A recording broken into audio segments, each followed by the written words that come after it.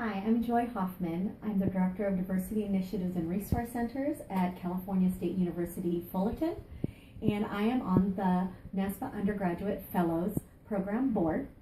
And I was asked to talk to you a little bit about our rubrics, because I know sometimes that can get really confusing for folks and it's a little overwhelming. I know that NASPA has a lot of learning outcomes for our fellows, and that can sometimes be a little overwhelming for our fellows and their mentors, because I think sometimes the assumption is that you have to cover all of the learning outcomes in 1 year. So rest assured, that is not true. As a board, we have been discussing this consistently about what the expectations are for both fellows and mentors. And we understand that some of you are in the program for several years, and we understand that some of you are only in the program for 1 year. And so your learning outcomes are going to differ, and your goals are going to differ depending on your skill sets, depending on what you want to learn during the year, and depending how long you're in the program, even depending on who your mentor is. And so as you sit down with your mentors, and mentors as you sit down with your fellows, what we want you to know is that you need to create an experience that works for both of you. And this means that the learning outcomes may differ, and that's why we have the rubrics, because it's not just about what the fellow is learning to do, but at what level.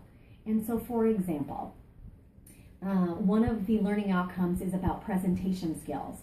So one fellow on one campus might be presenting to their leadership team or several student groups. Another fellow might be presenting to the entire student affairs division. Another fellow on another campus might be presenting at a local drive-in conference. And other fellows might be presenting at regional or national conferences. It's all presentation skills, and it's all learning experiences. And that's why we have the rubric, so that you can look at not only are they getting presentation skills, but at what level. And so to just maybe ease your mind, I wanted to read a poem out of a book from our dear Dr. Seuss to assure you that the rubrics are not meant to be scary, but they're meant to be fun, and that you're supposed to use them to create a wonderful learning experience for your fellows. You have brains in your head. You have feet in your shoes. You can steer yourself any direction you choose. But you're not on your own. NASPA supports you, and so we will help direct where your fellows should go. Check out the Nufp rubrics. The criteria is set. Help your Nufp fellow without any regrets. Work with your student, but have no fear. You don't have to meet all the outcomes in just 1 year. Explore skill sets and strengths, growth areas, and such. With the rubric as guidance, you will accomplish much. Just as an example, using outcome 1. Don't let this scare you. Let it be fun. Maybe your fellow won't present right away. Let them know that that is okay. They can set goals for presentation skills.